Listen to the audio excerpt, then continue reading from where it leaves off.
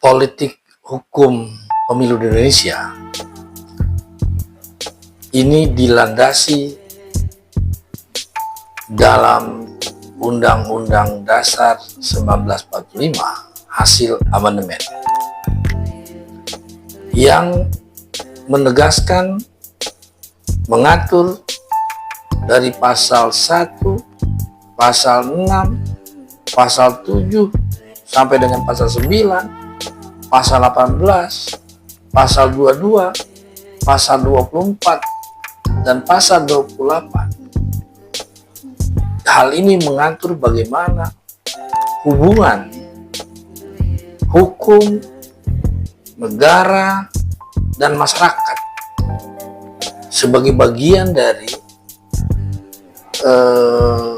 pemerintahan untuk menuju demokrasi, menuju pemerintahan yang baik sebagaimana diamanatkan dalam Undang-Undang Dasar 1945. Itulah kerangka dari politik hukum pemilu di Indonesia mengenai norma pemilu. Kita membahas mengenai politik hukum pemilu. Politik hukum pemilu ini landasannya adalah Konstitusi Negara Indonesia, yaitu Undang-Undang Dasar 1945 hasil amandemen. Pasal 1 ayat 3 ini jelas menegaskan bahwa negara Indonesia adalah negara hukum. Maka segala bentuk aturan yang berkaitan dengan hubungan negara dengan rakyatnya ini setidaknya diatur dalam hukum dan terikat di dalam hukum yang berlaku di Indonesia. Dan lanjutnya di pasal 1 juga masih di ayat 2 sangat jelas menegaskan bahwa kedaulatan di tangan rakyat. Hal ini dimaknai bahwa rakyatlah sebagai pemilik kedaulatan. Daulatnya ada di rakyat. Oleh karena itu, jelas ini berkaitan dengan bagaimana demokrasi dalam sebuah negara itu dijalankan antara hukum dengan kedaulatan negara di tangan rakyat tadi, yang secara utuh diatur sangat jelas, ditafsirkan sangat jelas di dalam Undang-Undang Dasar 45 sebagai wujud tujuan negara di dalam pembukaan Undang-Undang Dasar 45 alinea keempat. Kita masuk pengaturan hukum politiknya.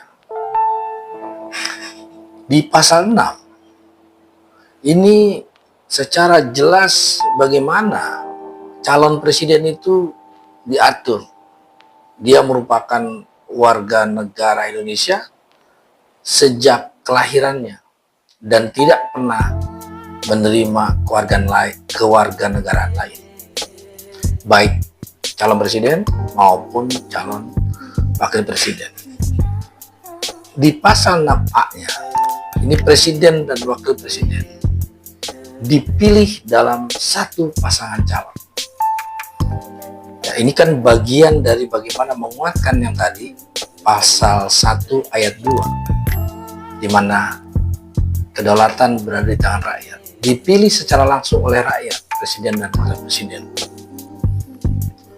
Ya, sebagai bagian dari norma partai politik yang mencalonkan pasangan calon.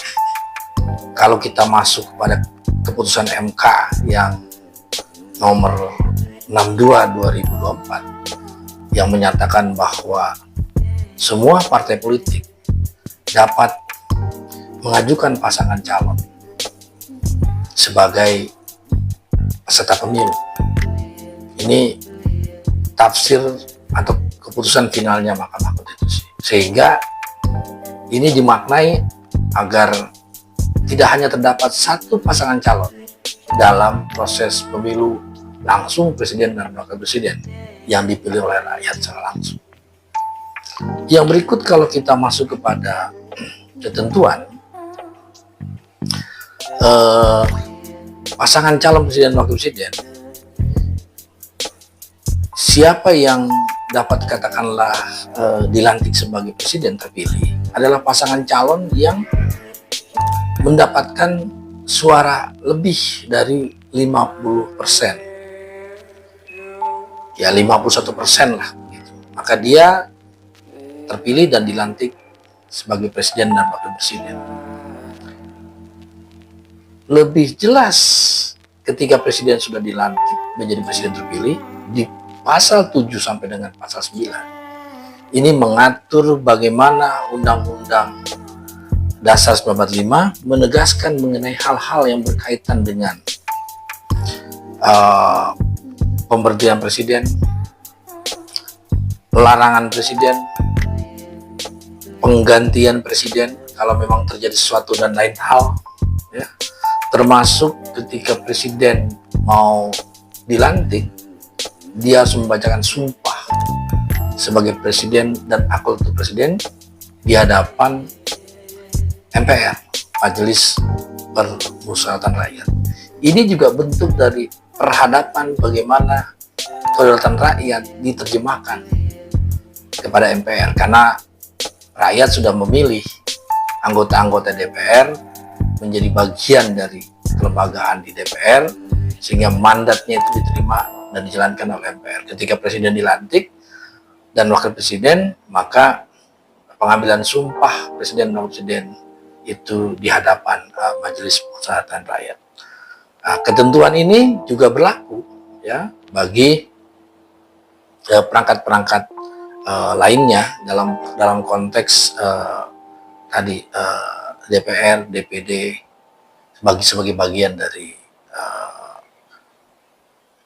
legislatif, pemerintahan di dalam trias politika antara legislatif, eksekutif, dan yudikatif. Nah, sementara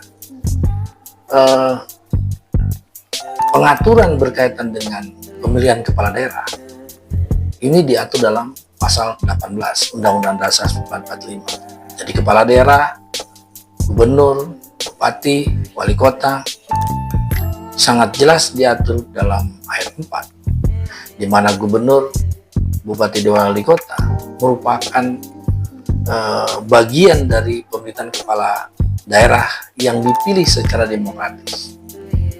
Ini diatur di dalam Undang-Undang 10 2016 tentang pemilihan kepala daerah. Nah, di pasal 18A-nya yang masih juga mengatur tentang pemilihan kepala daerah, ini tentang kewenangan antara pemerintah pusat dan pemerintah daerah. Jadi pemerintah pusat mengakui sub-sub satuan-satuan yang berada di daerah secara khusus, termasuk hak-hak adat, norma yang masih hidup dalam bingkai Negara Kesatuan Republik Indonesia. Jadi kepala daerah bagian dari pemerintahan pusat yang berada di daerah sebagai pemimpin di daerah, baik itu provinsi, kabupaten, dan masyarakat yang terikat di daerah tersebut. Sementara pasal 22E ini mengatur bagaimana suatu penyelenggaraan pemilu dapat berjalan secara fair, secara demokratis, sesuai dengan norma dan peraturan perundang-undangan. Maka mengaturlah bahwa penyelenggaraan pemilu dilakukan oleh suatu komisi pemilihan umum, yaitu KPU, Bawaslu, DKPP, untuk menjalankan tugas bagaimana penyelenggaraan pemilu berjalan dengan konstitusi Undang-Undang Dasar 1945 untuk menuju pada tujuan negara yang berada di alinea keempat tadi itu. Nah, berikut bahwa hukumnya juga mengatur ketika terjadi perselisihan hasil pemilu, Mahkamah Konstitusi berwenang untuk menyelesaikan ini. Ini termuat di dalam pasal 24C, di mana Mahkamah punya kewajiban untuk menguji undang-undang terhadap undang-undang dasar, memutus persengketaan hasil pemilu, dan juga membubarkan atau memutus partai politik. Nah, ini adalah kewenangan Mahkamah Konstitusi. Berikutnya bahwa kaitan dengan warga negara, pemilih atau penduduk, diatur di dalam pasal 26 Undang-Undang Dasar 45 ini. Ini mengatur bagaimana dasar sebagai namanya daftar pemilih untuk menjadi pemilih yang termuat di dalam daftar pemilih tetap di TPS-TPS. Ini dinyatakan dalam pasal 26 adalah warga negara dan penduduk negara Indonesia yang secara jelas bagian dari daftar pemilih-pemilih.